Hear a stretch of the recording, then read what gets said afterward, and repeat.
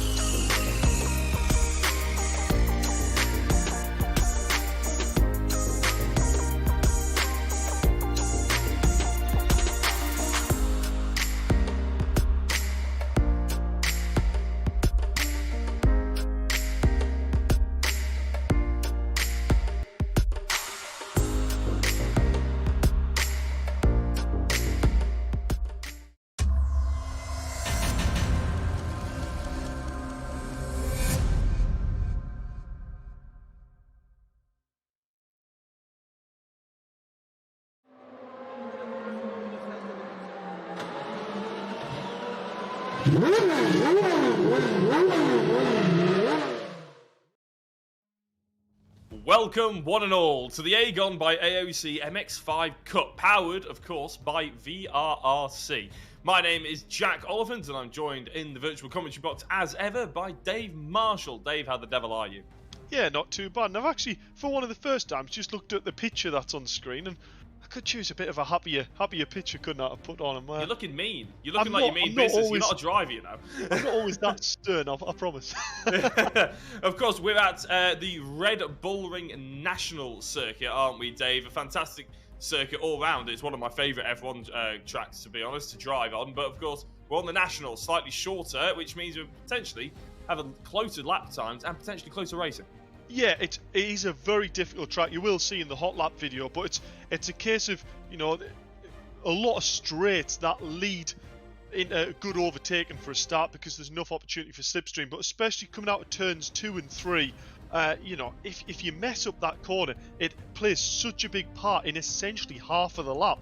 Don't have the time to then make it back. So a very, very good circuit, and I think we're going to see some excellent racing around here with plenty runoff as well. So if there's moves that don't quite come off, there's enough room there for drivers to give each other a little bit of room. So I hope we see that.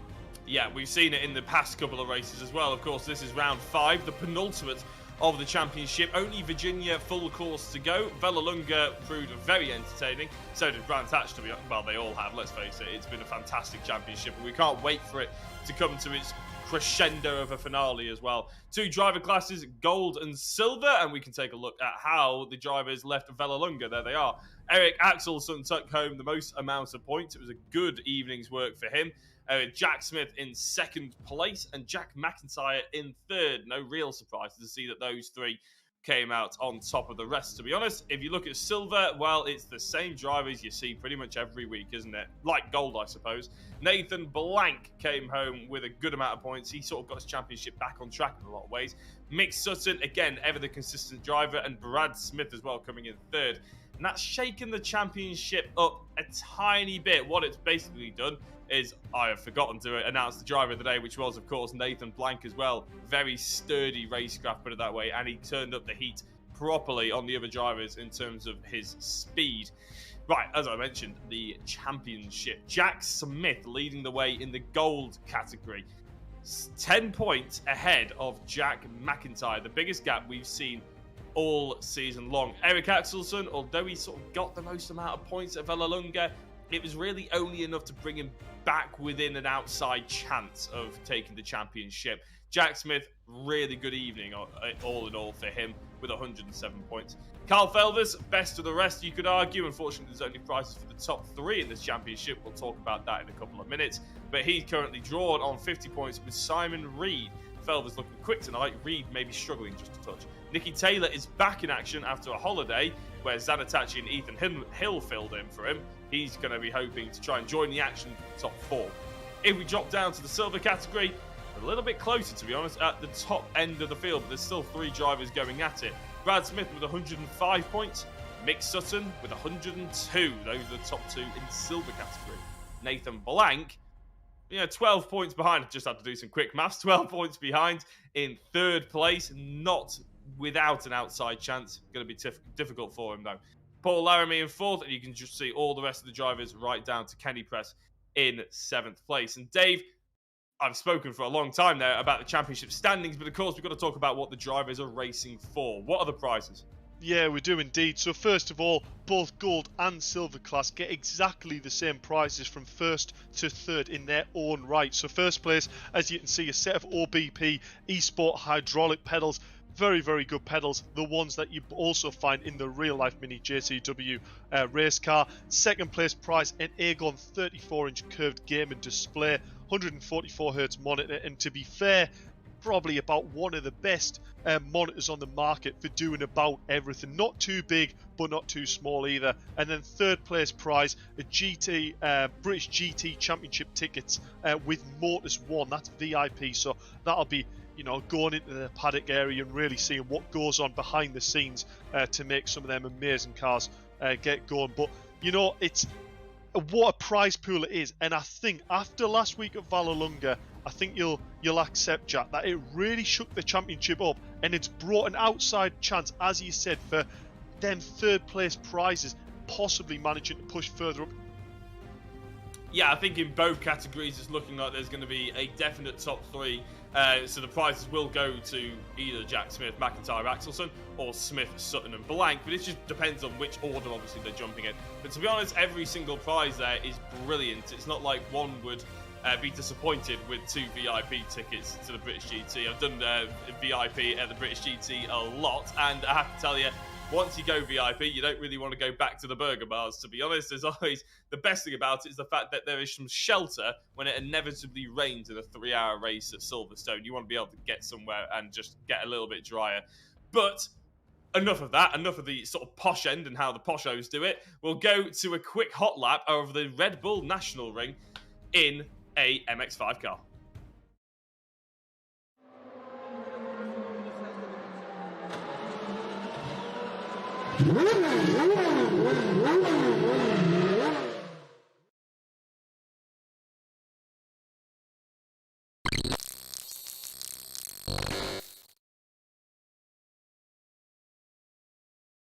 So here we are across the line for round 5 of VRRC's MX-5 Cup.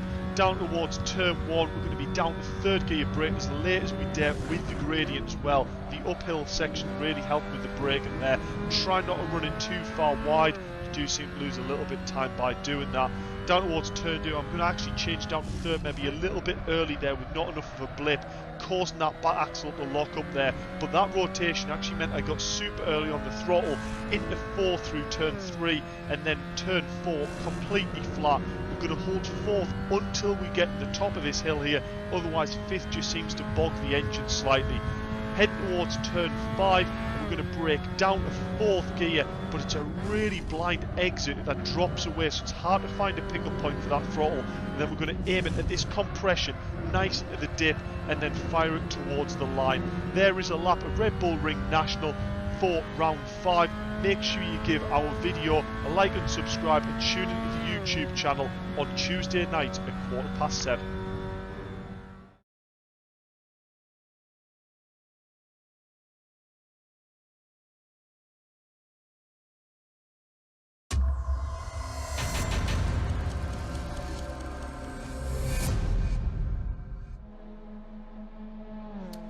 And we are back in the room. The drivers are just about starting their first flying laps. Qualifying getting underway about 4.5 minutes ago. 4 minutes ago, I should say.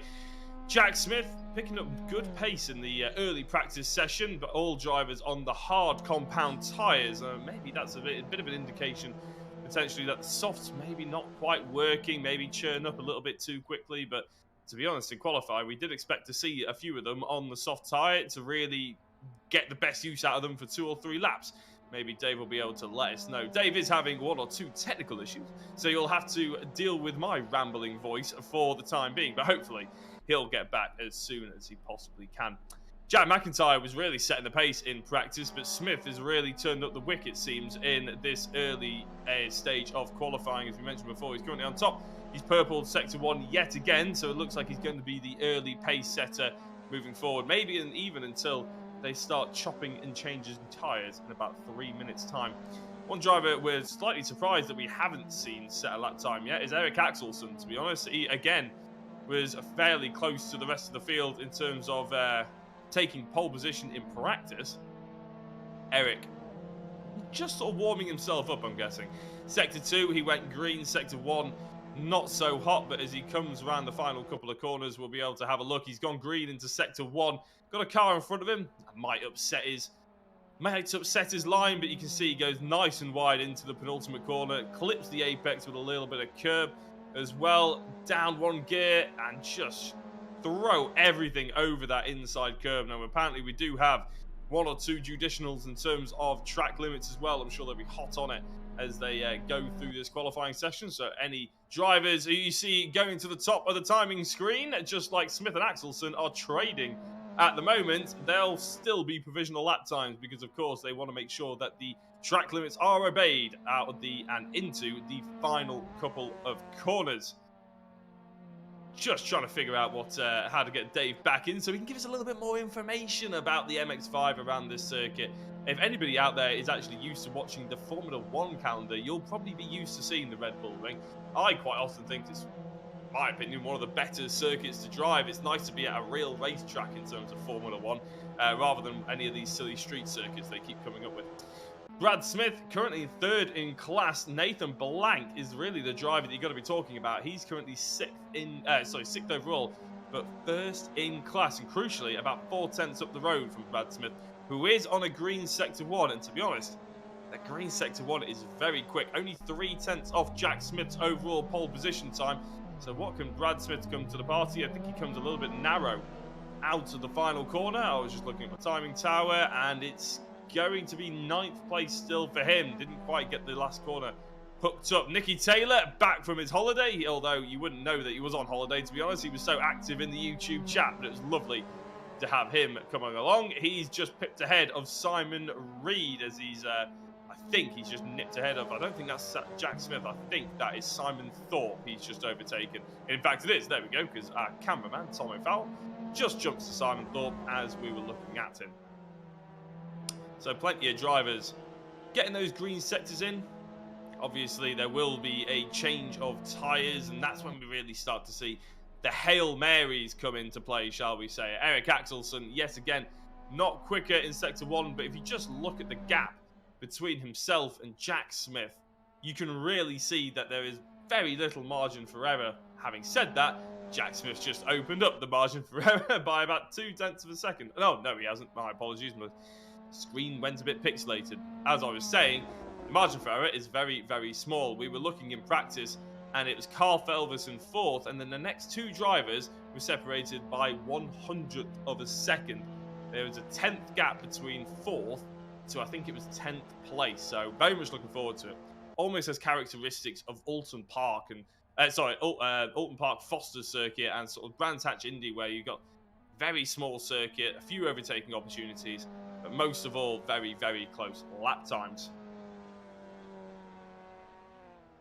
As we look at Eric Axelsson, I can tell you that Jack McIntyre has gone purple in Sector 1. So as we cut to him, he's going through the penultimate corner. And again, nicely cut. It looked like maybe he had a little assistance on the draft from the car behind, or maybe the car behind is actually trying to get a draft off him and learn a thing or two. But McIntyre is on a flyer, I can tell you that much right now. He's in third at the moment as they're coming over to the line. You can see him shift up a gear. McIntyre goes into second place, just ahead of Eric Axelsson. As I said, there is plenty of this session left to go. A few drivers in the pit lane, Nathan Blank, Carl Felvers, and Mick Sutton. To be honest, probably the driver that catches the eye most there, sort of most out of position, is Kyle Felvers. He'll be hoping for a little bit better than this. His practice, as mentioned before, was strong. Everything about his performances over the last 2 rounds, TCT and MX-5 included, have been strong and only on the up. So we're expecting to see him a little quicker. Speaking of quicker, Eric Axelsson yet again. Green Sector 2. They're almost delving into the 31s. In fact, Jack McIntyre is in the 31s for Sector 1. Eric Axelsson just a little bit slower than him, and unfortunately still a little bit slower in terms of overall pace as well. McIntyre comes across the line, so the difference between Smith and McIntyre, currently 0.04 of a second. The difference between McIntyre and Axelsson, also 0.04 of a second. And then maybe to be expected, a little bit of a gap to Nicky Taylor, 0.3 of a second. Big thank you to everybody who's tuned into the YouTube chat as well. It's brilliant to have you down. If I can't talk to Dave, I might as well talk to you guys instead. Nice to see Adrian Felvers always jumping in, and Brian Richardson as well. Very nice to have you guys in there. Just having a chat. Oh, Julie Bradshaw. Good luck, Kyle, as well. Fantastic to have you guys down. So Nicky Taylor seems to have got back on the ground running, doesn't he? Let's say he's had a couple of drivers come in and score half points for him. Paul Zanatachi and Ethan Hill. We're hoping to have both of those drivers re-enter into the championships on the whole going forward. I know a few of them have entered the TCT as well while Nicky was on holiday. It's fantastic to have him back, though. As I mentioned before, the best of the rest at the moment in terms of sat in that 4th position. The top 3 in silver category still working in the top 3 as well. Obviously, Kyle separating them just a touch, but here comes Mick Sutton. He was one of the drivers I was about to start talking about. It's not a good enough improvement for him to make himself go ahead of Brad Smith, but he's starting to get there. Green Sector 1, but realistically, that Green Sector 1 is still about 2 or 3 tenths away from Jack Smith. And as you can see on the timing tower, that's just not good enough to cut the mustard, really, unfortunately, around this track. The margin is so small towards each driver. Apparently, you guys have a little bit of a delay to what I'm saying as well, to what I'm seeing, and then it's about 1.5 minutes until you guys see it. So if I do start trying to have a chat with you guys on the YouTube chat, I will try and do my best, but it's going to be a 1.5 minute delay. So hello, Adrian Felvers says, evening, Jack. DK Power Racing Team Smartfire's Mike Bryan. Hello, Mike. Paul Zanatachi's in the chat as well. Paul, why aren't you on the grid? You got a taste of the MX-5s. You did them in the academy as well. Pushing on strong. You could have been down here competing for trophies. It would have been brilliant to have you here for the rest of the season. Apparently, quite a few people are having a Discord issues, actually. Andy Zanatachi, Dave, help a man out. Dave Marshall, he's actually in the YouTube chat now. Dave, you need to get back on Discord, Dave. You can't commentate on the YouTube chat. Anyway, I'll stop looking at the comments, shall I, and start focusing on what's going on ahead of us. At the moment, no real green sectors flying about the place, but like I said, there are a couple of stories out there to be told. Brad Smith, Mick Sutton, Nathan Blank. Again, Nathan Blank, the quickest of the silver drivers, carrying on that momentum that he took from Vallelunga. Really good performance by Nathan there. There was a couple of incidents, but realistically, I don't think any would deem that it was his fault. And to be honest, even when we were in the commentary box, we didn't really think they were his fault. You know, there was a little just bit of close racing, shall we say, and maybe didn't expect 1 or 2 drivers to break just as much as he thought he was going to.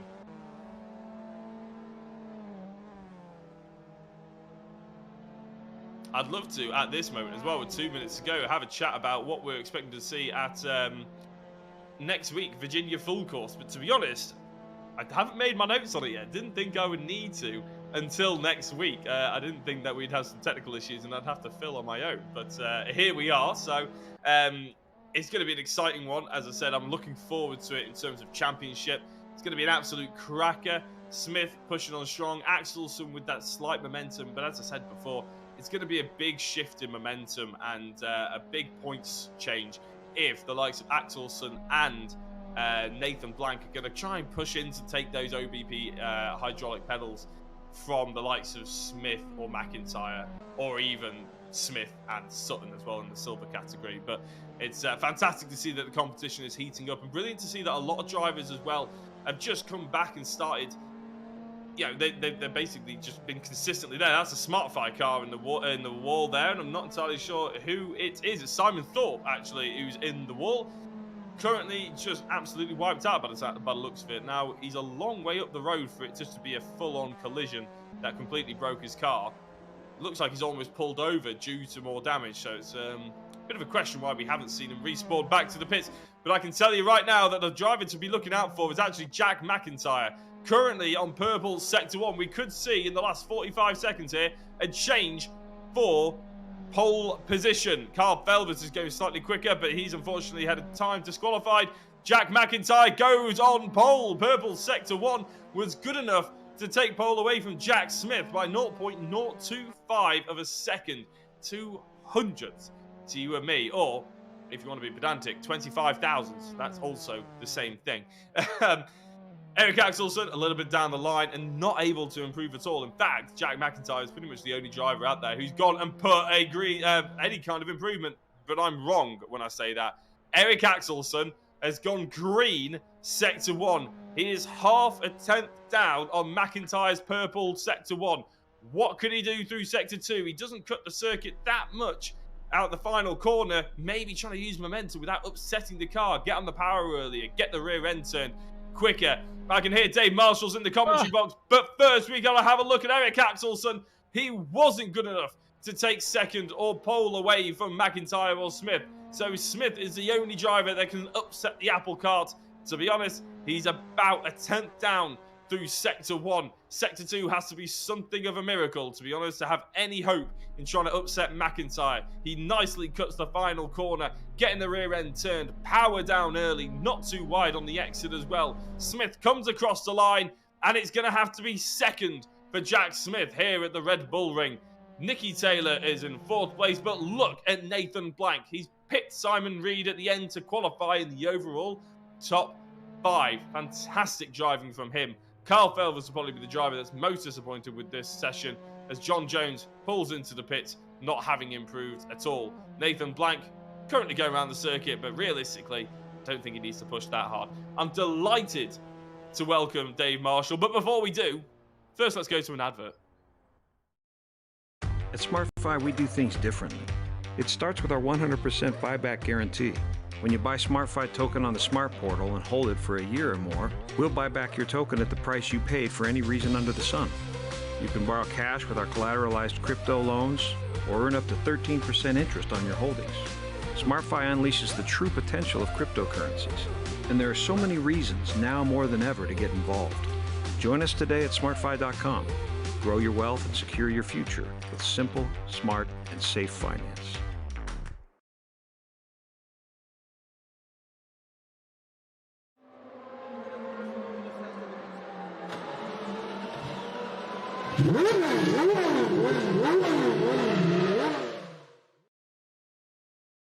And we are back, but we can't welcome Dave Marshall without saying, obviously, he's going to do straight into an interview with our pole sitter. So, Dave, if you're there, take it away.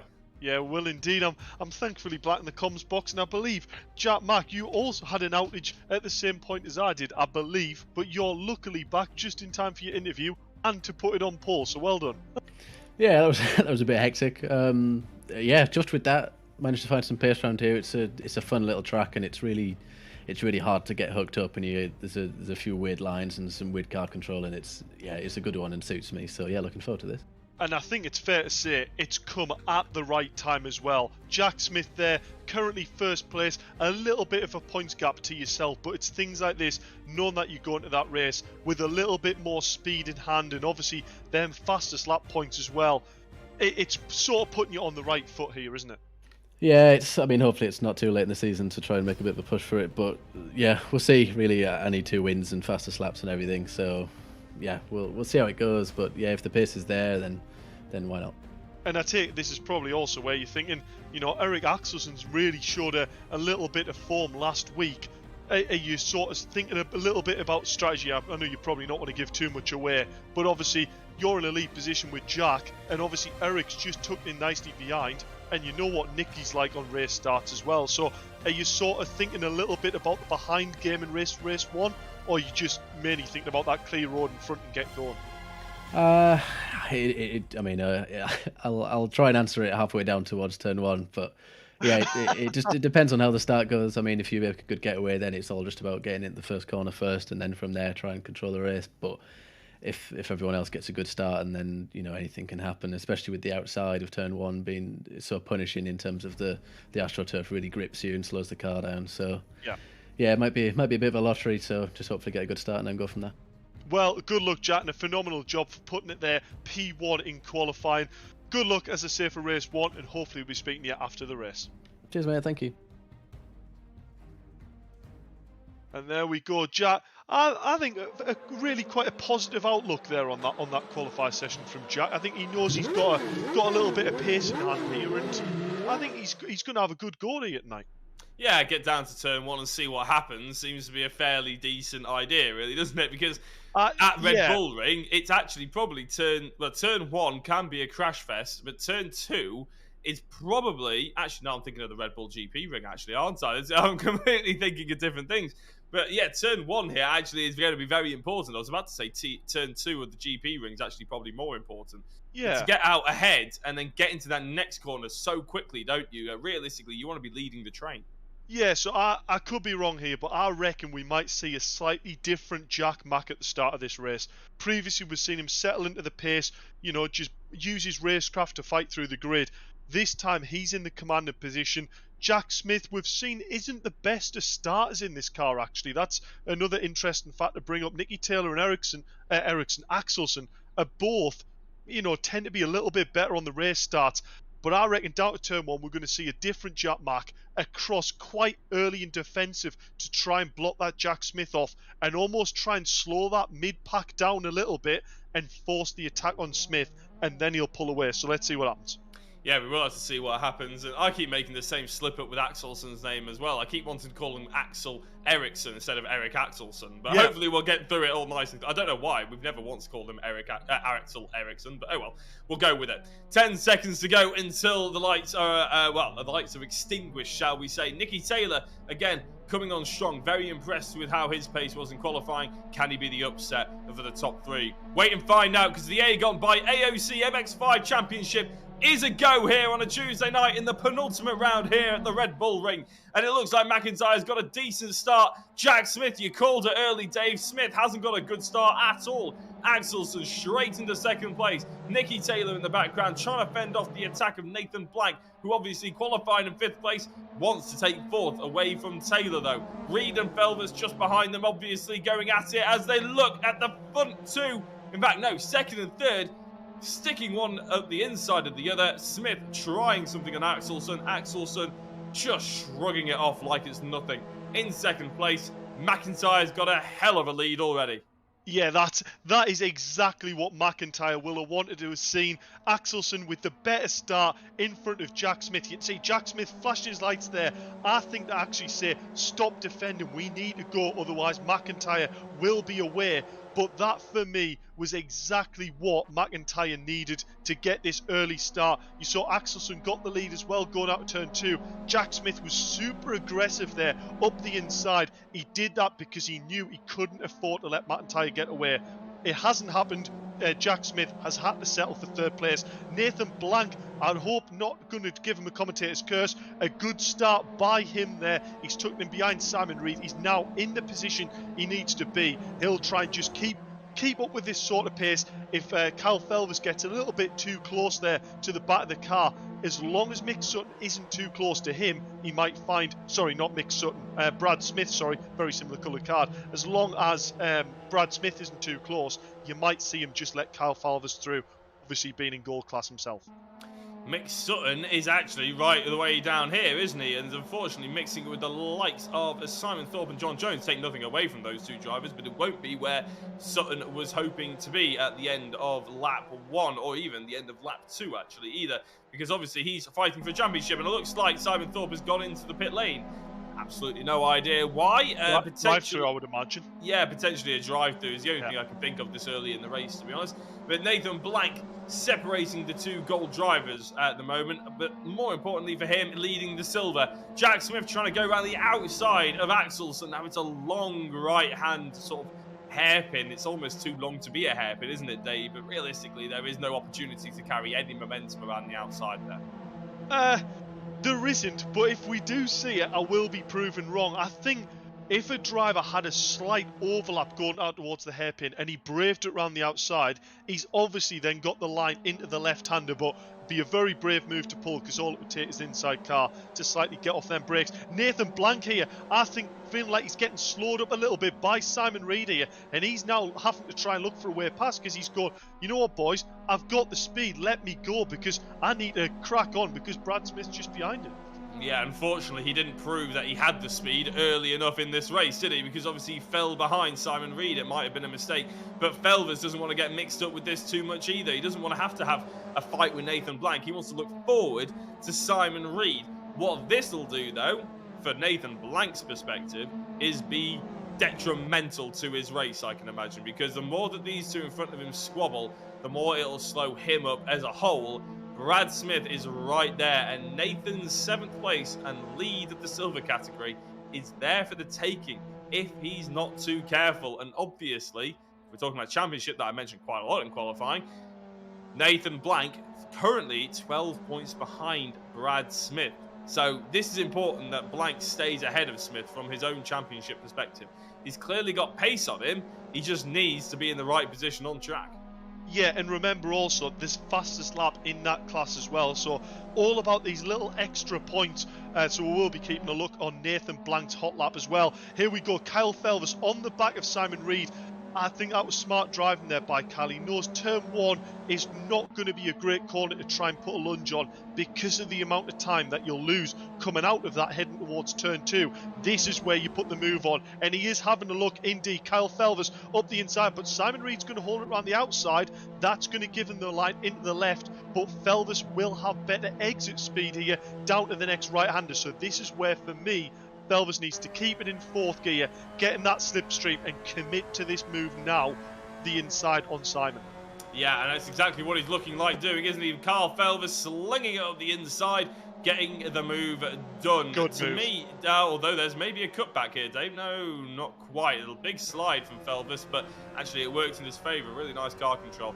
To me, Dave, this track reminds me of Silverstone National Circuit, doesn't it? There's only about 4 or 5 corners. Only 2 of them really are overtaking opportunities.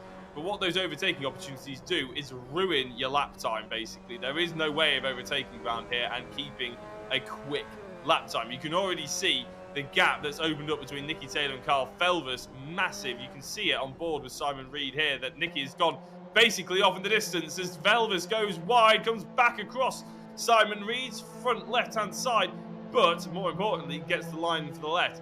And as I mentioned before, Dave, if you try and overtake one on one corner, you're just going to ruin your momentum. And that's when Nathan Blank's almost getting caught a little bit too much. He's trying to drop off a little bit, give himself some room.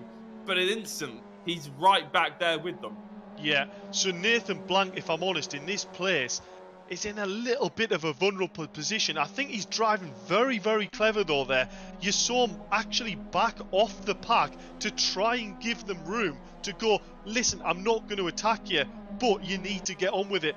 But look what's happened now though. The next straight, they've tripped themselves over again. And is Nathan Blank going to go for the double move? I was going to... no! Nathan Blank with a spin. Nathan Blank with the spin out of turn 1. You saw that was just trying to get the car slowed down a little bit, trying to anticipate it. But early on that throttle, And these cars, they're not the most rear-end biased. You know, you can get on the power relatively hard and it won't spin. But that corner there is just tricked them out with the gradient, and unfortunately Nathan Blank has ended up dropping back significant positions. That's a shame, because that was looking like a really good point haul there for Nathan. Meanwhile, up front, Jack Smith and Axelson. I think this battle's been going on since the start of the race, I think, hasn't it, Jack? So Axelson here doing a very good job indeed to defend this position from Jack Smith. He's looking all over the back. Jack Smith's sent the dummy there. He's moved right. He's moved left. He's going to open the corner up. That's going to force Axelson to have to slow down a little bit more. But I would say Jack Smith there didn't manage to get it slowed down and get his apex. So here's another lap where he's going to have to use the slipstream and close back in on Eric. Yeah, it seems that they've both given up the ghost of trying to catch up to Jack McIntyre, haven't they? It's a 2.6 second gap, or 3.2 now, pretty much. And I wouldn't say it's not worth it, Dave, but they might as well fight for the points over each other now. It's not good. The 12.5 minutes, they're not going to catch up the quickest man on circuit. No, I mean, the issue that they've got, though, is actually, I say the issue they have got, the issue Jack Max got, is Jack Max actually 3/10 off the fastest lap that's been done by Jack Smith. So, for all he's in the lead, he's, you know, we talked about it when he put it on pole in qualifying. He hasn't actually managed to execute. Sorry, Dave, there's an overlap here. There's an overlap going into T1. Smith is on the inside of Axelson, and this could be the change of position that Smith was hoping for all those laps ago. It's taking him 9 minutes, but sorry, it's 8 minutes, but he's just about got it nailed. But Axelson is coming back with a vengeance. He wants to nibble up the inside of Smith, and I think he's going to have the run. It's going to be interesting. Are they going to prove my point wrong or right about going around the outside? Here, Smith loses out on the position. Axelson gets it back, but there's a nudge. Axelson gets a little bit hesitant. Sorry, not hesitant. Has to catch the rear end. And I think Smith came off the throttle a little bit there as well, knowing that it was a little bit naughty. They reignite the battle as they go down towards the penultimate corner. But keep in mind that Nicky Taylor is going to be there to mop up any spillages that come from this. Axelson back over to the racing line. Smith has to go very wide to avoid him without ruining his momentum. All 4 wheels over the white line there, it looked like, from track limits perspective. We could be in for an 11-minute hard-fought race for second place here, Dave. Without doubt, without doubt. It's either going to be 11 minutes of absolute bliss commentary here with 2 drivers battling as hard as they can, or we're going to end up with a crash. It's going to end up either way. No, Eric Axelson pushing that car about as hard as it's doing, but this is what we want to see. Nicky Taylor now right in the crux of this battle, and I tell you what, this is exactly what Jack Smith doesn't want to see in his mirror. I tell you what, Dave, if your Discord goes out now, it's going to be a much easier job covering this on my own than it was qualifying. There's loads going on, isn't there? It's absolutely brilliant. It's fantastic driving as well. In terms of racing respect from these drivers, it's what we want to see at VRRC, and it's what we see more often than not, isn't it, as well, especially with the top-level guys. Sometimes mistakes happen. That's motorsport in any form, isn't it, whether it's virtual or reality. Or even virtual reality. But in terms of actual sort of racing respect, there's an awful lot out of it for a lot of these drivers, in my opinion, in VRRC. Yeah, there is. I mean, it just shows, you know, we've got a grid with a mixture of different levels of driver, but they're all in the same car, so all in the same gear, and there's not a safety car being called this race. You know, that to me, the amount of British touring car races that have, you know, safety car periods or a, you know, massive pileup at the start, as Jack Smith has just lunged one on Axelson. But I tell you what, if he can keep his foot in this through the left-hander, he has indeed. Look at this. Look at Nicky Taylor. Nicky Taylor's going to get the run, and Jack Smith has lost a position. And I tell you what, Axelson better watch out for Taylor here. Yeah, I think, to be fair, I think Axelson was completely in the right. There was a little bit of rubbing, but I don't think Smith has any Smith form of a appeal. Yeah. No, there's absolutely nothing there. Axelson was just driving his line. Smith has unfortunately been the one that's ended up worse out of that after taking the position. Nicky Taylor has now formed a bit of a wedge. Smith has to be careful here. You said Axelson has to be careful. And you're absolutely right, actually, because Nicky Taylor's got a really good run out of the final corner, to be honest, and Axelson looks vulnerable. I was about to say that he could form the wedge that would give Axelson the gap on Smith, but I don't think it's going to be the case, and I think Nicky Taylor is going to be on the inside. No, he just about has to come off the brake, but when he does, he's ended up dropping behind Jack Smith into T number 2. So Smith did exactly what he needed to do, and that was get past Nicky Taylor. But to be honest, he didn't really have to do anything special about it. He went around the outside of T1, don't get me wrong. That's very impressive. But I think Taylor just oversold himself a little bit on that inside. Yeah, I mean, I think the biggest, for me, the biggest issue with this battle is, for me, Axelsen hasn't got the most out of that scenario. No. Because he managed to get that gap, Nicky Taylor was too close to him. He didn't get the run out that last corner. That left him vulnerable into turn 1. That then brought Smith back into the picture again. And basically, Axelsen's ended up in the scenario where only like half a lap later, he's in almost the same scenario as he was the lap before. So, yeah, for me, Axelsen there needed to use that and get Nicky Taylor to be that real wedge between them. Well, to be fair, he only had one corner to try and make that advantage stick, wasn't it? And that was the first corner. And ended up, actually, with Nicky Taylor looking so far as up his inside, I can sort of forgive him for thinking slightly defensively and maybe not taking that advantage. Yeah, I mean, I was actually referring to the 2 corners before the start-finish line. So, them 2 corners, Nicky Taylor managed to make that overtake stick. But them last 2 corners, Axelsen needed to hook that up the best he's ever done it to create that gap. But instead, Nicky Taylor read it beautifully, got in that slipstream, and coming across the line, Nicky Taylor was right where Axelsen basically didn't want him to be. Simon Reed and Carl Felvis igniting a race-long battle as well. Felvis ahead of Reed this time round, actually. I think that's a fairly new predicament that they find themselves in, but this predicament is not new in the slightest for Axelsen, with Jack Smith driving alongside him, going for an overtake in this race. And I think Smith has got a really good run out of the last corner, meaning that this T1 move is pretty safe and sound in terms of straight in his back pocket, put it that way.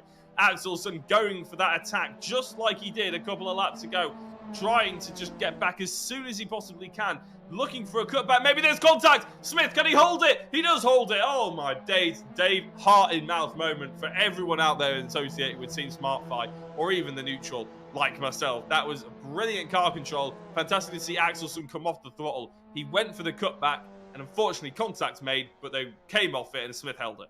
Yeah, I knew he had it. I knew he had it. Oh, yeah. Easy, isn't it?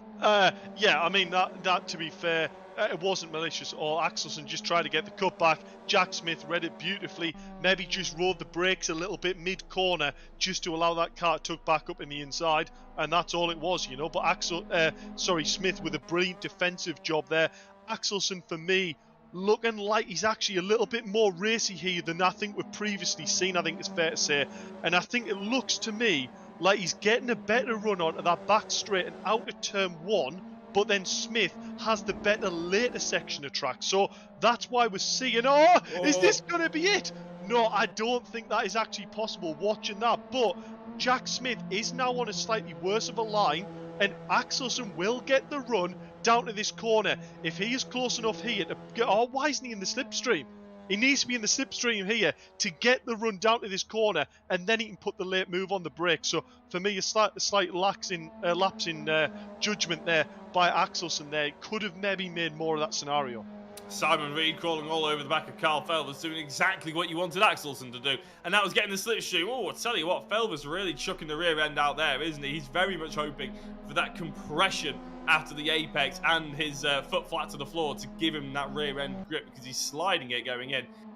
To me, Simon Reed could quite easily put a move on into the inside there of T1, but he seems to be waiting for the most obvious opportunity. Or do you think he's sort of waiting for the last couple of minutes, knowing he's in the slipstream, knowing he's got that pace, doesn't want to give Felvis that position again for maybe that slipstream right into the last couple of corners? You know what, for me, Simon Reed here is looking like he's got the control in the car, he's got the patience. I think he's putting the pressure on Kyle, and he's waiting for Kyle to make a mistake or slip up before he puts the committed move on, because he knows with this track, as soon as you get past the driver, it then normally makes you then vulnerable the next corner, if it's a case of he's managed just to get the slight run alongside. So that, for me, at the moment, is actually quite clever driving by Simon.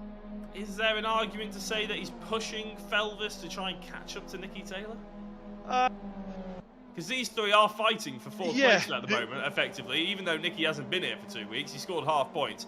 And I think he's only 6 points behind Felvis and Reed, who are drawing on 50.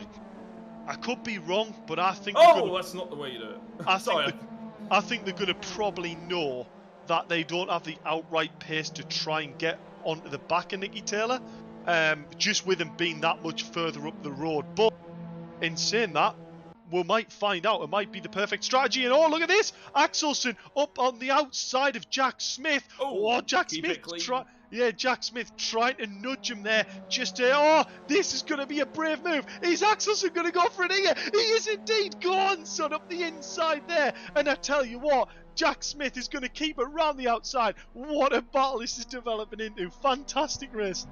I tell you what, away the lads at the moment. They're driving brilliantly, aren't they, as they go towards T1 for what will be probably the third to last time. It is Axelsen on the inside, comes off the brakes and slots himself into second place.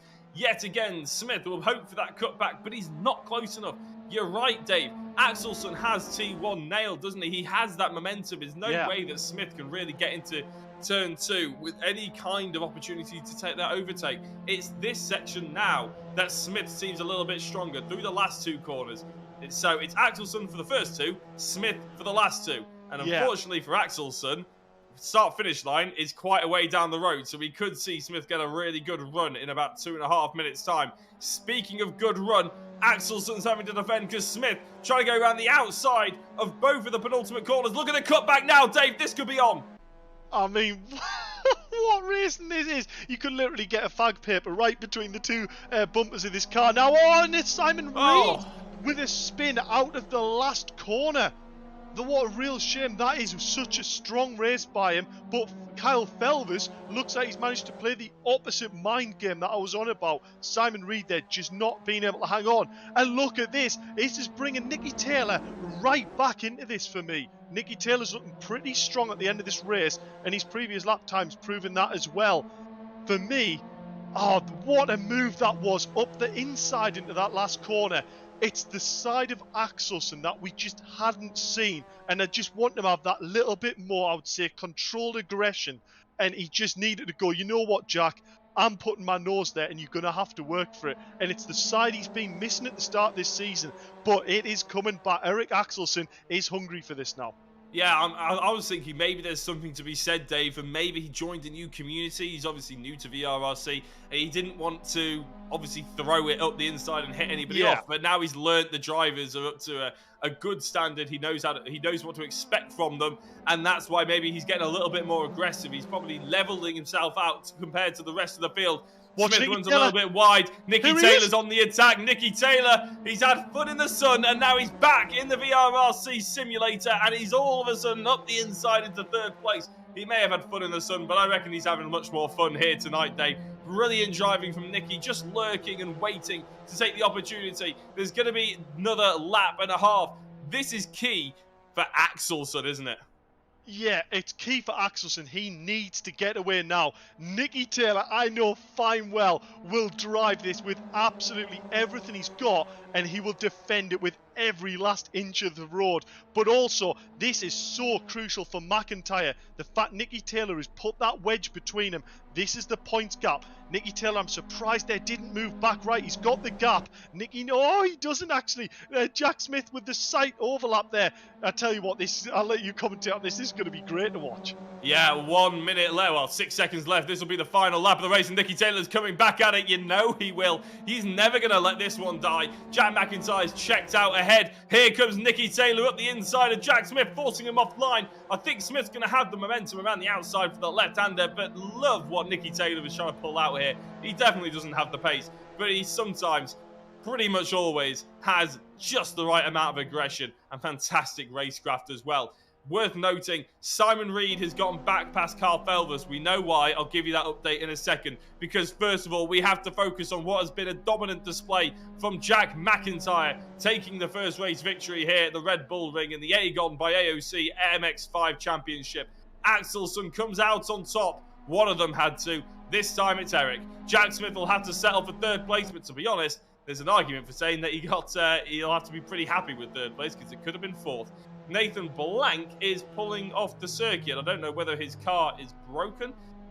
Maybe.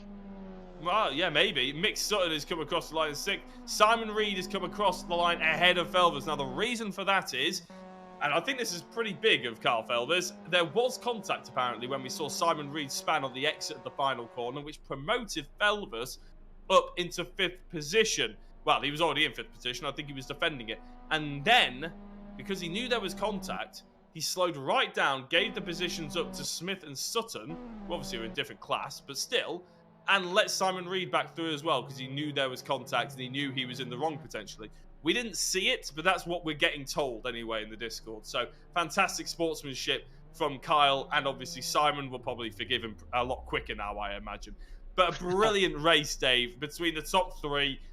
Even the fight for fourth, the fight for fifth as well for Smith and Sutton. Just fantastic all round. Yeah, absolutely fantastic, and look forward to having the chat with the drivers after this quick ad break.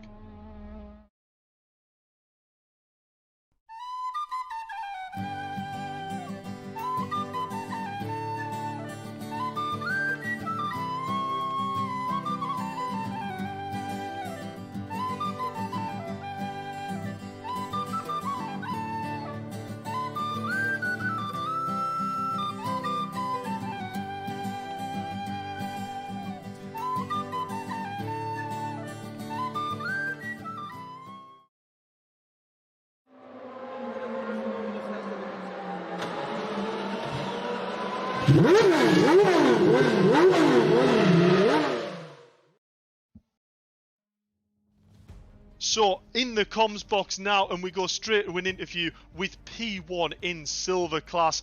Brad Smith, a phenomenal drive out there. Maybe a little bit worried on that initial few laps with Nathan in front, but I believe it was a mistake by Nathan, and from that moment you would just head down and bring home the points essentially for the championship. Yeah, that's exactly right. I saw them three battling and I thought I'm not going to get involved because it's just going to end one way with me in the wall. So I thought I'll just leave them to it, see what comes of it, and if I get an opportunity, take it. And I got an opportunity and took it. I mean, fantastic drive out there. Regarding this reverse grid race, I mean, you've been out there. What's this track like for actually battling? It looks very easy to get onto the back of a driver, but it's another scenario trying to weigh out which corner to actually get past on. Yeah, that's right. It'll be a struggle getting past Mick and Nathan, because I'm pretty sure, looking at the times when we was going around, there weren't much separating us. No, there wasn't a lot at all. Fantastic race there, Brad, and good luck going to race 2. Thank you very much. I will move forward into our gold class drivers, and I mean, what can I really say, Jack Smith? A phenomenal race out there, fantastic race and respect, but probably not the result you're after. Yeah, no, just that cursed start again, isn't it? I thought I had him nailed, but you know, Eric comes past like he's driving something with slicks on, so it was a bit mad. So, but yeah, it was a proper race. So, really good to actually finally get to properly race Eric. So that was fun, and I hope that looked good on stream. But yeah, he won out in the end. Just it's whoever who's got the toe. It's mad. It looked fantastic on stream, I can say that now. And yeah, you probably don't want to watch the stream back because I might have gave you the commentator's curse off the line, so sorry about that. I knew it was you. I must point out though, regarding a driver who was right in the heat of the moment there in the battle, it looks to me, like I was saying to Brad, a track that's very easy to get on the back of a driver using the toe. The corners are that costly if you try and set up a move that the corner doesn't lend itself to, if that makes sense. Yeah, if you don't set up the move right, you just lose tons of momentum. And if you're behind someone, you have to be on half throttle so much. It's ridiculous. I think you could probably get another 5 tenths out of this track if you towed for a whole quality lap. So, yeah, it's a bit mad.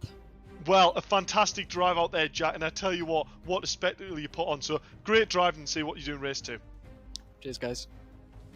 Eric Axelson, we move on, and I tell you what, I said it in the stream, the driving that I wanted to see from you at the start of the championship, real good strong battle there, and committed moves when it was needed. Fantastic effort. Thank you.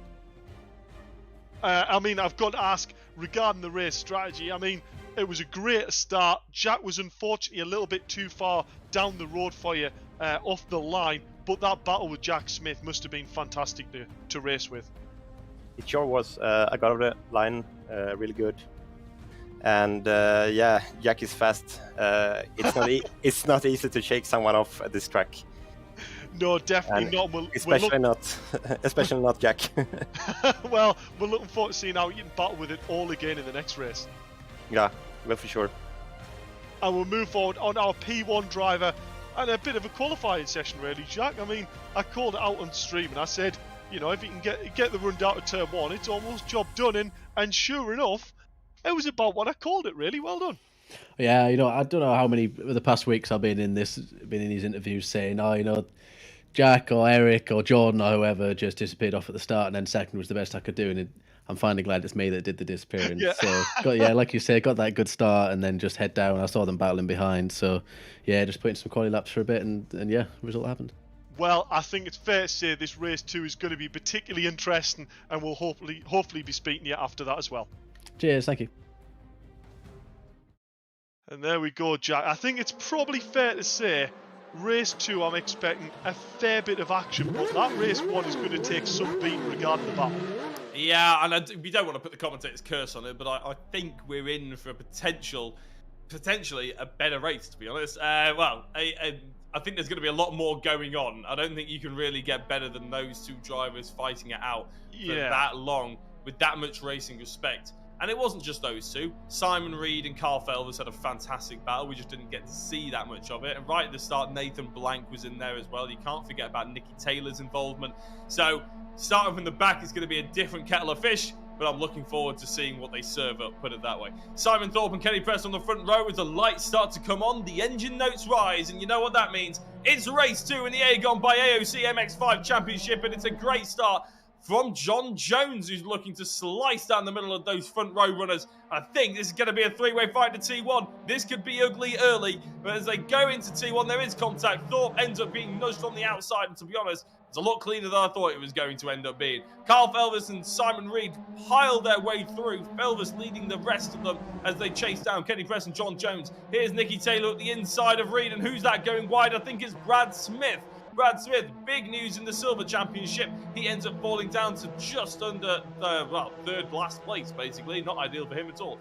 Felvers trying to get past John Jones, and this is important for Felvers, really. He wants to get a car in between himself and Simon Reed, who's crawling all over the back of him, but also fighting off the attacks of Nicky Taylor. John Jones going defensive, into the penultimate corner, and is forcing Felvers very wide. He's not letting him back on the circuit at all. Reed does well not to chop the back end of Felvers as Jones goes wide.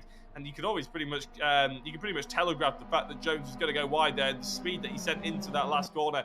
Everybody's going past him, Nicky Taylor and Simon Reed included. But Lord knows we love a fighter here at VRRC. Up the inside was a looking Mick Sutton. But he didn't get away with it. He gets a rear end loose though, and that's unfortunately for him, let McIntyre and Smith through. There was a whiff of inevitability, but at the end of the day, that's not the way he wanted to do it. Taylor goes through on Carl Felvers.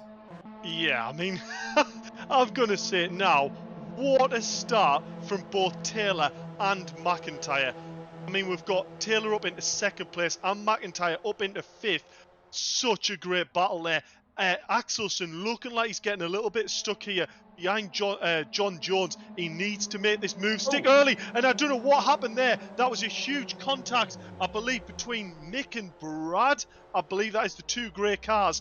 That might have been, from what I saw, a little bit of lag, unfortunately. So a real unfortunate scenario there. Not quite sure what has happened.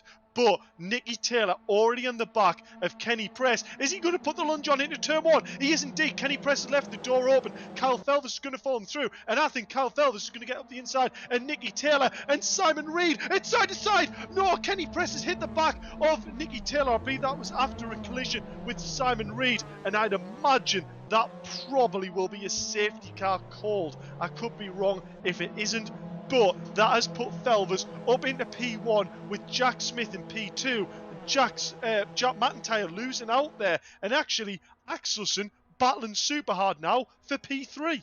Yeah, that fight for P1 into turn 1 actually distracted us from what was a fantastic couple of corners between Smith and McIntyre. Axelson getting the run on Smith here, meaning that he's put himself right in the middle of it. And it's basically, he's in front of McIntyre actually. So it's reverse of what we saw in race 1. It's McIntyre doing the chasing, trying to get ahead of Axelson, who was then chasing Smith, and Felvers is leading them all. So it's a real good switch around for us as viewers. It's very exciting to see. It is unfortunate we saw some contact sometimes reverse grid racing, that's what happens, isn't it? But we never like to see it. Simon Thorpe maybe got a little bit loose on the rear end into the final corner. Here goes Smith trying to look up the inside of Carl Felvis. A little bit of a cork in the bottle. Axelson and McIntyre will be hoping that Felvis can really put up a bit of a nicer defence here. And that's exactly what he's doing. Because here comes Eric Axelson. He's chosen to go behind Smith. I think I would maybe have gone around the outside of everyone there and tried to get his nose up to the apex of the penultimate corner, but he hasn't. He's trying to go to the inside. There's contact between himself and Felvis. McIntyre's looking a little dangerous on the outside. There's still contact,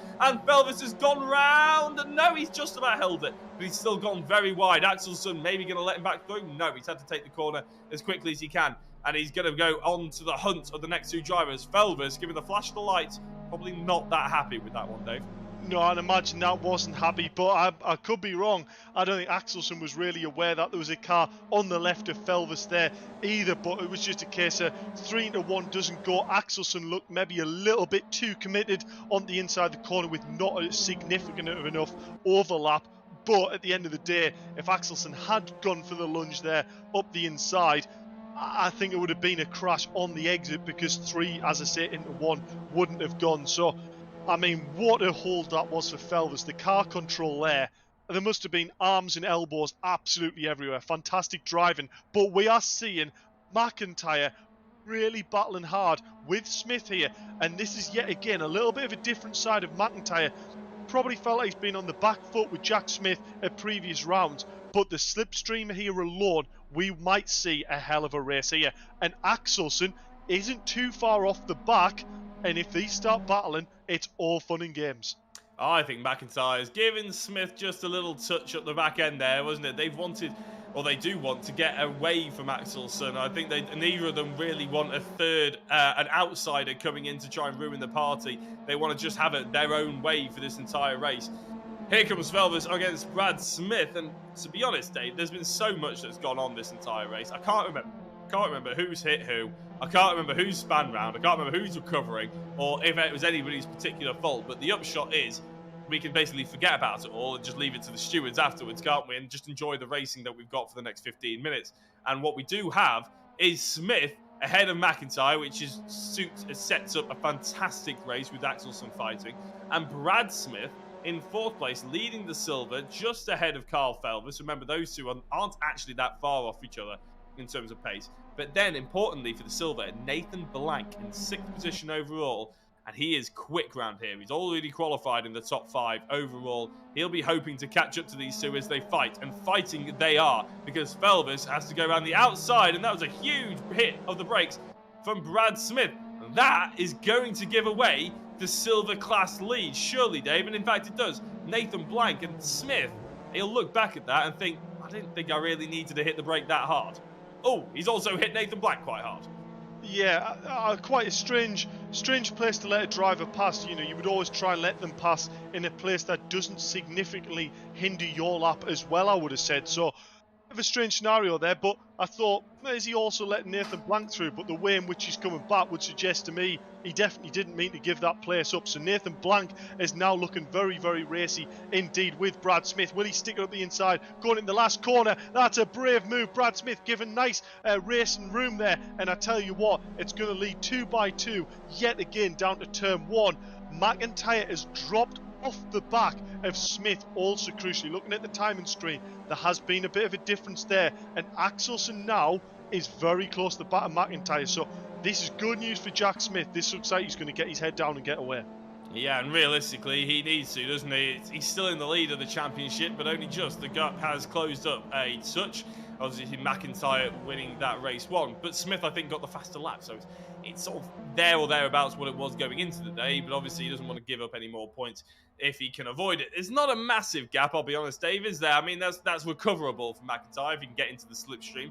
But what he doesn't want to happen is to start fighting with Axelson, doesn't he? Because that will slow both him and Axelson down, and that will only lead to one thing, and that is Smith replicating McIntyre's first race.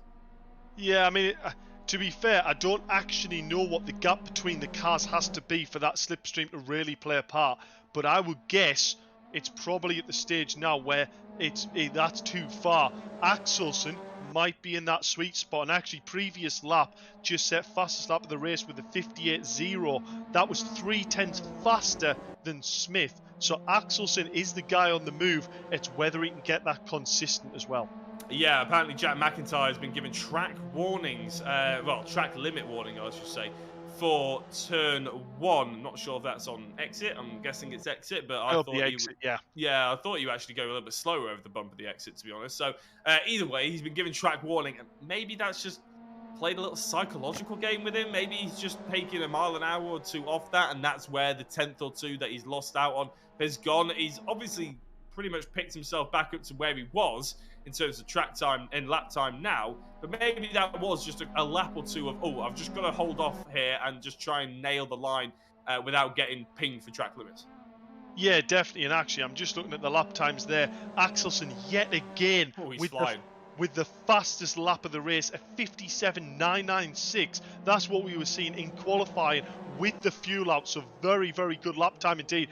Felvis here, yet again in a battle that he doesn't really need to be in, with Nathan Blank looking very, very racy indeed. And in fact, Nathan, I thought, was going to go for the lunge there. Felvis seems to have a slightly different approach angle to other drivers going into there, a little bit wider on entry, and then it means he can get a tighter exit. So I think it looks like a lunge is going to happen just because of the difference in approach in entrance. Jack Smith, previous lap, a 58.2. Jack Mack, a 58 flat. So we are seeing the gap in these three starting to close down to the leader. It's whether they start to do that consistently or whether Jack Smith just had a bit of an off lap. Speaking of off lap, that was an off track there by Carl Felvis, and it's allowing Nathan Blank. Carl doesn't want to get involved in this fight, but to be honest, he hasn't got a choice. He's not quick enough to stay ahead of Nathan Blank, it seems. He's absolutely flying.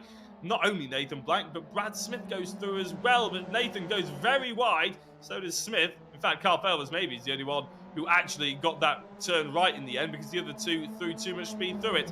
But we can actually clarify as well in a minute, because Carl Felvis is going up the inside of Brad Smith. Smith, I'm anticipating, will have the inside on the left here, but it's going to be neck and neck as they go down towards the penultimate corner. Very quickly clarify that McIntyre's track limits warning was actually on entrance, so he's going too wide into the corner, trying to open up the corner a little bit too much. So that is where his warning came from. Smith and Felvis still going at it. Felvis will have the inside line. That should only mean one thing. But Smith going for a cutback? No. So, sorry, Felvis has got it nailed. He's got a little bit of a drift on. But more importantly, Nathan Blank has got a second lead ahead of these two. And I think it's only growing. Smith going through. I keep thinking it's Mick Sutton, Dave. It's because the cars look identical. They are very, very similar cars indeed, aren't they? But yeah, as you said, Brad Smith looking very, very racy here. And Nathan Blank has finally got that little bit of breathing room that I feel like he needs. He's clearly got the speed in the car. Don't want to give him the commentator's curse. But Felvis has found himself in the scenario that I think he was trying to avoid. He's looking a little bit out of rhythm here, and Simon Reed is just starting to nibble that time out of him. And if any battling here happens, well, we know where Nicky Taylor is. He is right behind them, but we know the racing characteristic in Nicky. He will see them positions and go, right, boys, I'm going to go for it. Yeah, his eyes will be lighting up already, just like they were in race number 1 between between Smith and Axelsen. And if we look forward a little bit on this race, actually, we can see that the battle is reigniting, but this time McIntyre is involved and he's in the middle. Axelsen has caught up just a touch, but more importantly, McIntyre has caught up massively to the race leader of Jack Smith. And, well, we normally speak to these three afterwards, don't we, Dave? And if we speak to them again, it'll be another exhausted interview, I imagine, because if they do carry this on for the next 7.5 minutes, which, Lord hoping they do, it could be a very, very hard night for them, but hopefully a very enjoyable night as well. They do enjoy racing each other, don't they? And they love that sort of sense of full-on competition. Even if they end up coming third out of the 3, it's just a smile on their face is what we love to hear. Yeah, I mean, why wouldn't you like to race as wheel to wheel and as close as you possibly can? That's what racing drivers do. I know they're here to win, but it's the buzz you get from being around other drivers. It is really what pushes a lot of people on. And I tell you what, McIntyre was absolutely flying, a 57.934. Now, Jack Smith, whether it's right or wrong, reckons there could be up to half a second in the tow alone. I mean, that is a lot of time that you can gain back, but it is probably what is making it easier for McIntyre to try and close them gaps again once it reopens there. But I would say Axelsen looks like he's actually starting to struggle a little bit to try and hang on the back here. Yeah, and it's a difficult one, isn't it, really? I think 6.5 minutes, Smith clearly has good pace. I think they all pretty much neutralise themselves in terms of overall pace, don't they? It's just whether or not one driver makes a mistake or not. Simon Reed is trying to force a mistake out of Carl Felvers, and look at the slipstream he's trying to abuse there. I think there's a bit of a bump in the rear end for Felvers. Again, we saw this earlier on, didn't we, Dave, in race number 1? These two drivers pretty much in this exact position. Now, we said in that race, or I said it, that I think Reed could realistically make a move without it being too dramatic. He looks like he's got really good pace to do such a thing. But from what we could see on cameras, he never really chose to. He kept bumping up the backside of Felvers. In my opinion now, he'd be better off served forcing his way past and putting a car in between himself and Nicky Taylor, because a three-way battle, the last place you want to be is in the middle. Yeah, that is true, but it's also always hard for a driver to give up a place that he's fought for, isn't it? So Carl Felvers, as you almost exactly said, has put himself bang on in the middle, and Sam Reed's got himself through. Nicky Taylor, for me, has to be the driver that we're looking at that could gain from this, because this is battling in front that is costing them so much time. Meanwhile, Axelsen is on a blistering sector 1, 2/10 faster than we've seen from anyone else. So Axelsen now is also absolutely flying. Oh no, sorry, I thought he was in the race lead, but our timing tower on our browser has changed. So for some reason, it's now putting back down to 3rd, but that all of a sudden heart-in-mouth moment there that we missed something massive. But yeah, you're right. He's absolutely flying. Here comes Felvers, Reed, and Nicky Taylor yet again. Felvers going defensive, Taylor going up the inside of Simon Reed, who has gone from 1st in this little pack down to 3rd in the pack. Nicky Taylor's separating them, and Felvers has got into the lead again. Not entirely sure how all that worked out, but by the looks of it, Taylor's going to have to settle back down to 8th overall, just for the time being. But he's right there, and we know what Nicky's like. The other drivers know what Nicky's like. This won't stay like this for very long, Dave. It won't, and I don't quite know which triple battle to try and keep eyes on. The Felvers and Nicky Taylor battle, or the Smith and Axelsen battle, because it's almost a mirror the way it's starting to battle out. Nicky Taylor looking for the inside line there, maybe sacrificed a little bit on how much mid-corner speed he could carry there, and that's allowing Carl Felvers to pull away slightly in front, you see. So this is a bit of an awkward scenario when Nicky sort of wants to get past Simon, but it's costing him a lot of time. The same as all the way up front as well. I've got to point out, Axelsen, for me, is in a really, really tricky scenario, because he wants to battle with McIntyre up in front to gain the position. But if he starts battling with McIntyre, he knows he's not going to catch Jack Smith. So a really awkward scenario. Oh, here comes Axelsen. He is going for it. So this could be the move that makes it Axelsen up into 2nd place, but it isn't. McIntyre's going to hold it around the outside, and you watch. Oh, look at this. Axelsen yet again into the last corner. How is he making that move stick? That is such a committed move. But Jack Smith will be watching this going, yes, boys, this is exactly what I need to create that gap. Yeah, McIntyre won't be writing Axelsen a Christmas card after this one, will he? Unfortunately, it's probably the last thing that he was hoping for. Obviously, he maybe knew that Axelsen was always going to be a threat, but they needed to work together, otherwise Smith would disappear in the distance. That's exactly what Smith is doing, and he'll probably be extending his championship lead coming out of this evening. Axelsen still in 2nd place ahead of McIntyre. Obviously, they're fighting for 2nd place themselves. A little bit further back, Nicky Taylor's gotten past Simon Reed again. But it is difficult to try and keep up with these, with all these battles. So we do appreciate Tom O'Farrell on the broadcast has a pretty much impossible job. You've always got to focus on the higher positions first. That's exactly what we're doing. As McIntyre looks to the outside of Axelsen, who was looking very defensive, comes back across to try and get on that line to snuff out any kind of momentum that McIntyre could look up the inside, and Axelsen doing a very good job of it. 2.5 minutes to go, Dave, and we're looking back at the fight for 7th position. Felvers hasn't checked out, and to be honest, I think he needs to take more advantage of this than he is doing. Yeah, I mean, I imagine he will be trying to, but I think we've got a case of, oh, that was really unfortunate. I think that was just a case of, I think it happened exactly the same corner on the previous race. Nicky Taylor there looked to me, he was just carrying a little bit too much speed, and Simon Reed had a little brake dip I think as he hit the compression, it was just the speed differential which meant that it caused the collision. Meanwhile, up in front, this is where McIntyre, I guarantee, is begging that Axelsen works with him, and McIntyre will be pushing the back of Axelsen's car and going, just go, we need to catch him.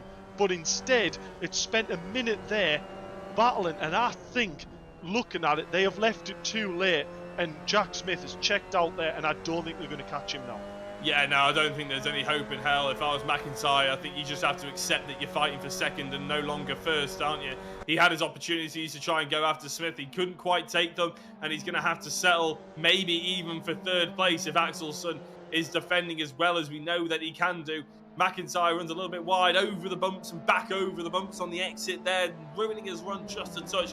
Axelsen defending. Now, we said that you can't go around the outside in here. Is McIntyre going to prove us wrong?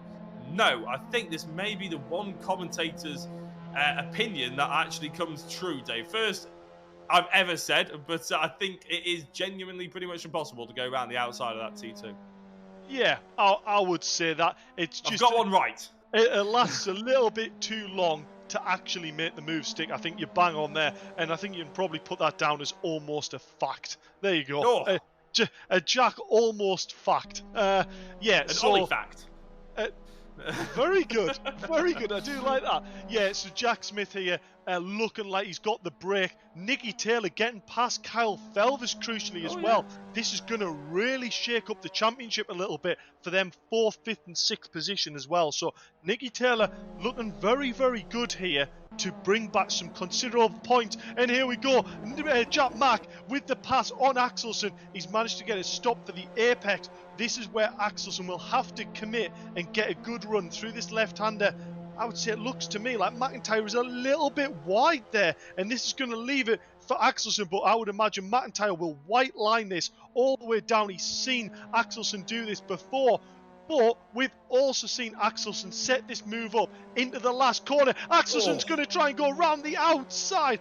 What a move this is. Will he be early on the brakes and get the undercut? Oh, he's got the bobble. He's got a bobble, and this is going to be a drag to the line. But I believe it's McIntyre that will manage to finish ahead of Axelsen. But it's Jack Smith who takes away the win. What another race that was. What a treat this has been. Nathan Blank bringing home the P1 position in silver as well. Wow, wow, wow. Yeah, brilliant drive all round, and it's come to that dreaded time of the week as well that we have to think of a driver today, which is pretty much impossible, I'd say, today. Dave, it's been brilliant, but equally there's been each and every driver pretty much had one or two little thrill or spill. For instance, Simon Reed drove very well, but a little bit too much contact, whether it's his fault or not, is sort of educational, I suppose. It doesn't really sort of matter. It just means that he didn't quite really stand out, whereas the likes of pretty much everyone has actually the same story really tonight. I think it's going to be very difficult to call. We'll probably have a chat about it on the Discord between our sort of admins, shall we say, and try and come to a conclusion before we get the driver interviews. But a massive well done to our race winner Jack Smith, Jack Mack as well, Eric Axelsen finishing the top 3. And then, obviously, silver, you can't forget about them. Nathan Blank flying, our driver of the day last time out. He's flying at the moment. Brad Smith as well in 5th place, 2nd in silver. Nicky Taylor, back from his holidays, has had a fantastic evening. He's 6th overall. Carl Felvis and Simon Reed ends up 7th and 8th. John Jones, Simon Thorpe, Mick Sutton, and Kenny Press round out the field. And as the drivers have all parked up very nicely, very casually, Dave, it's probably about time that we start dragging them in to the interview waiting room so we can have a chat, because they have parked delightfully there, I have to say. So I'll let you have a chat to a few of the drivers. Yeah, we'll do. So we'll jump straight down to our P1 in class and in silver. We are going to, where are we? There we go, Nathan Blank. Fantastic result there, Nathan. And if I'm honest, probably the result you were hoping for after race 1, but it just wasn't a B, but it proved in race 2 you definitely had the speed to be where you thought you should be. Yeah, no disrespect to the other drivers, I thought I threw it away in race 1. I need to understand when to not play with the gold drivers and when to. But yeah, I put some fast laps in there in race 2, and Brad was quick, and I managed to keep him at bay. So really pleased with a win in race 2, and race 1 I'm just going to go and bang my head against the wall for the next 10 minutes. Well, I would strongly recommend probably watching the replay and learn a little bit from it rather than banging your head against it, because let's face it, that doesn't really achieve anything. But, yeah, you mean pull in, stay wide, and don't try and go down the inside, yeah? Yeah, That one, yeah. I mean, honestly, Nathan, fantastic result out there, and towards the end of this season, you're really coming on strong with this car and proving that you have a lot of pace there as well. So, great result for you tonight, even though it's maybe not quite what you wanted, but you're definitely putting your stamp on it. Thanks, Dave. Better late than never.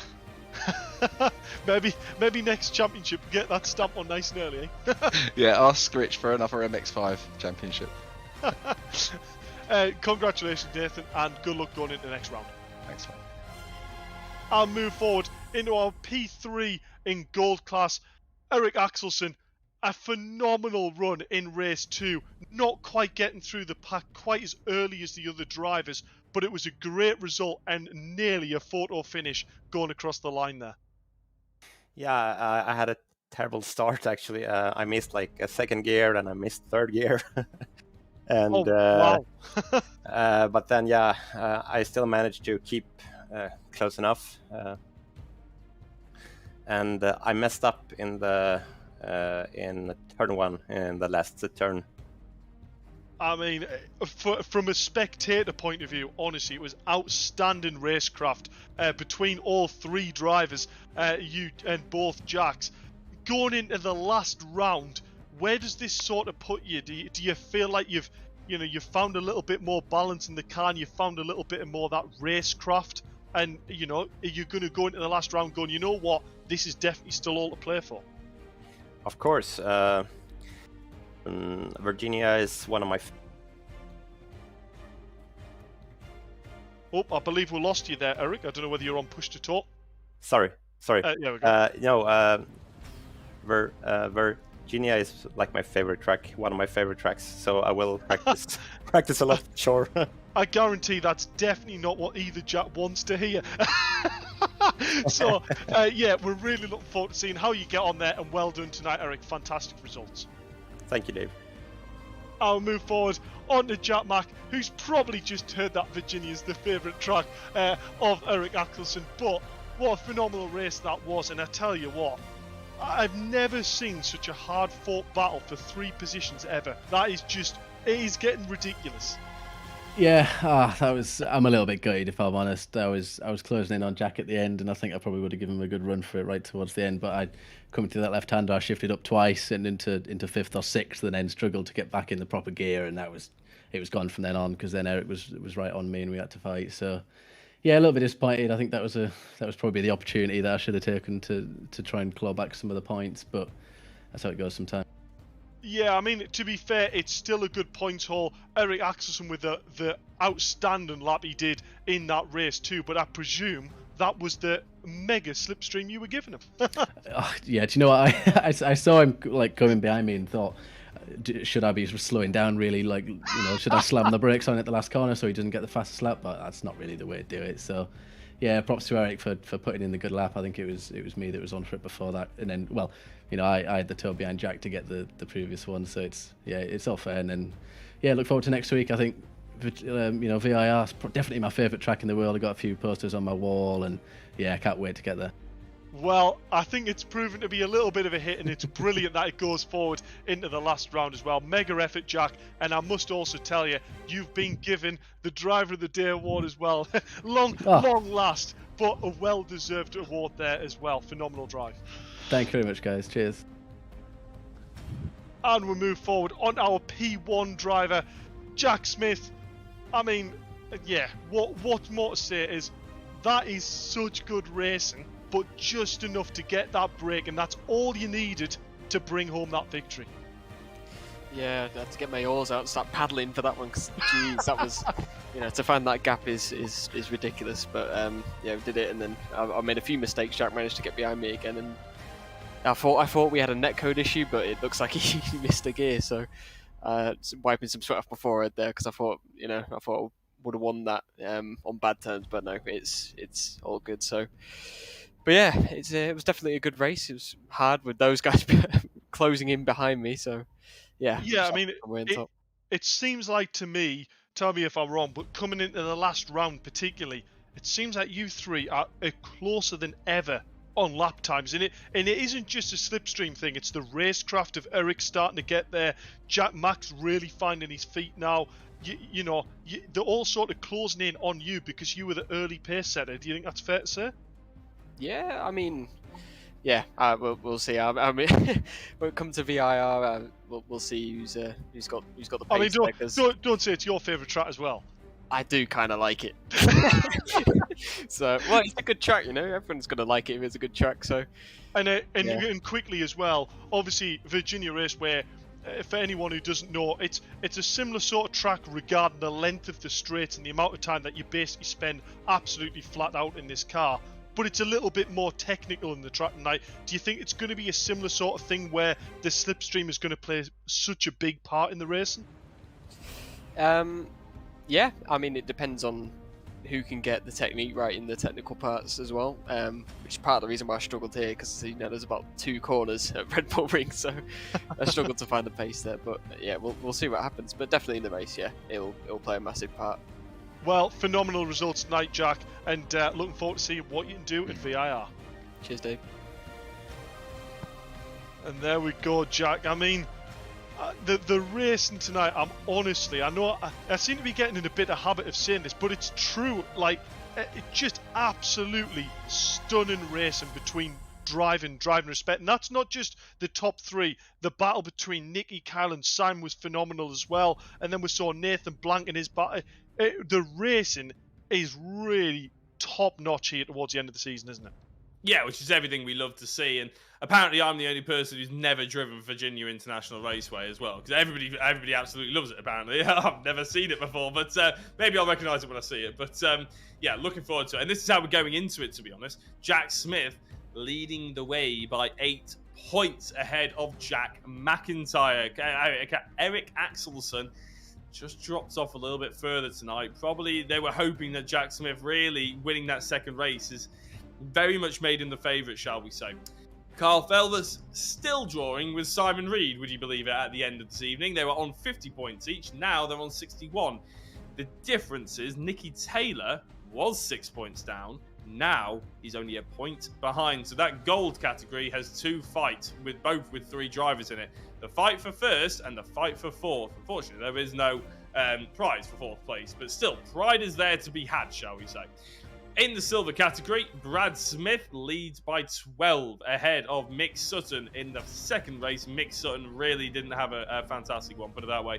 He was right at the back end of the field, I believe. So he hasn't had the best of evenings, which has meant Brad Smith is able to extend it over the course of the 2 races at Red Bull Ring. Nathan Blank did well, just not quite well enough. He's 16 points back from Brad Smith. So again, we have a clear favourite in the silver category. But remember, there are still 2 races to go in this season, so you can't put any bets on really at the moment, because a reverse grid, especially final race of the season, you can see it all get turned upside down.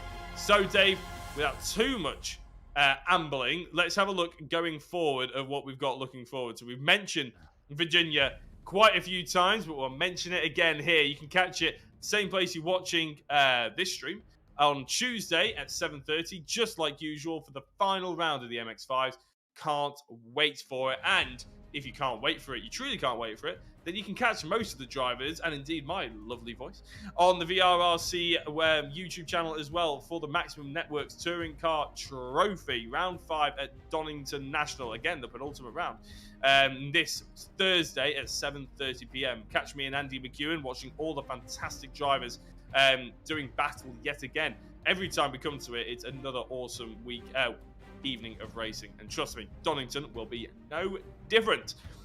What else we got going on at VRRC? Well, you can have a look at that graphic now. If you're into sort of casual driving around and you're just sort of like chilling on the Xbox, then we have people who play Forza Horizon 5 that do club cruises and events, or if you just fancy just chatting to some like-minded people about Forza Horizon 5 things, then you can obviously jump on our Discord.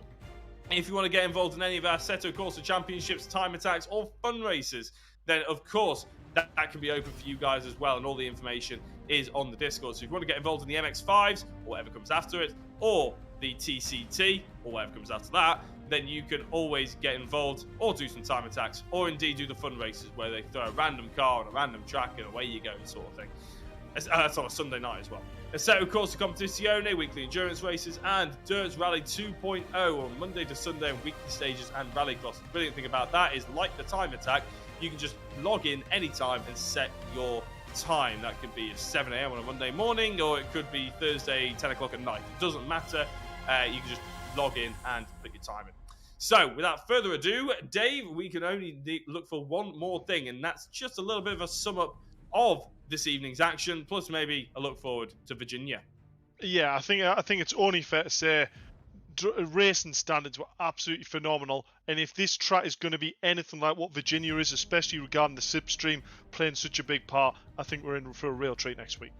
Absolutely. So, from me, it's only one thing left to say, and that's a big thank you for tuning in this evening, whether you've liked, followed, shared it, subscribed, any of those other things. It's been a pleasure being your host as per usual. If you want to catch more fantastic racing, then by all means, 2 days time, Thursday 7:30 is you want to be tuning in to wherever you're watching this from, because it's going to be sensational for the TCT.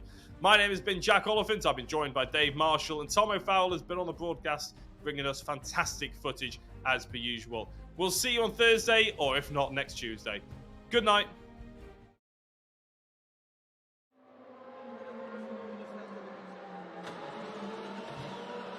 Woo!